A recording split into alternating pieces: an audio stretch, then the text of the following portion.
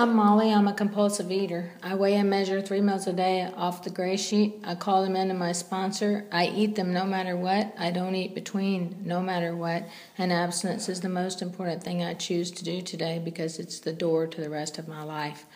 I've been abstinent since January 7th, 2002, so a little over 13 years. And it's really changed my life in so many ways.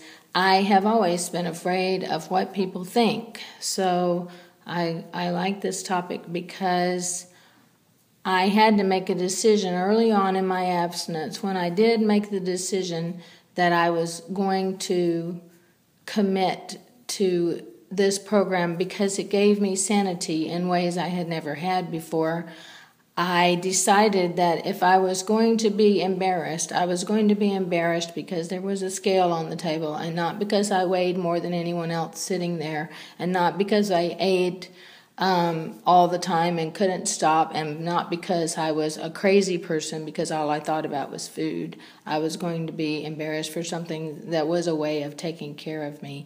And I found out when I put my scale, the first time I put my scale on a table at a restaurant with people I didn't know very well. I was with people I didn't know very well at a meeting, and I put my scale on the table.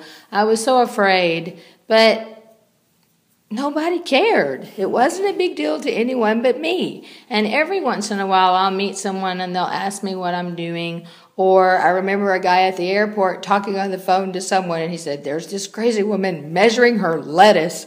And I had to laugh because, I didn't know him from Adam, so why did it matter what he thought? Now I get more questions with my scale. Because when I was overweight, it was obvious why I had it.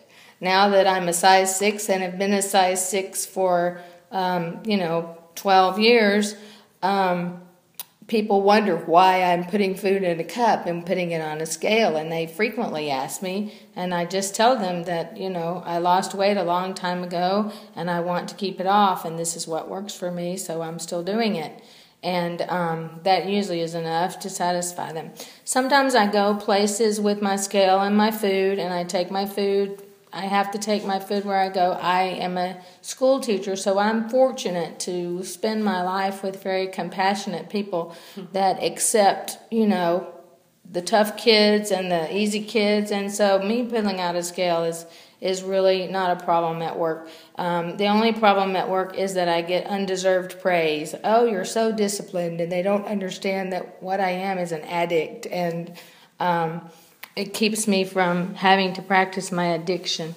But I don't get hassled about it at school, except for the one day someone wanted to share my food because it looked so delicious, and I had to explain that I did a special food plan and I couldn't share it. But it went okay. And I go to a songwriter's retreat where I take a lot of food, and there's a chef there, and he prepares mostly healthy food, but sometimes he prepares things that I can't eat. And I, had to write a 2-page list of dietary needs to go to this retreat. And a lot of times I'm eating more than anyone else at the table because I eat a lot of raw vegetables. And my husband jokes when we go places like family reunions, and we just went to my future in-laws' place for my future daughter-in-law's graduation, and I had a party there, and I set my food down, and he said, "She's on a diet, so she has to eat more of the rest of us."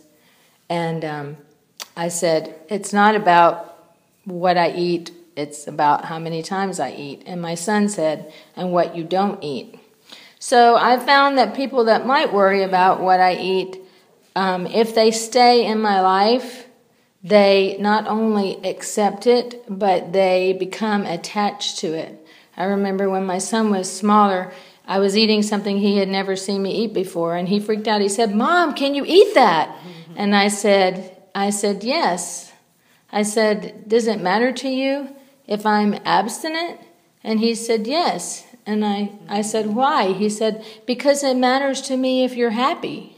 And I said, "So you don't think I was happy before abstinence?" And he said, "Well, Mom, you cried a lot."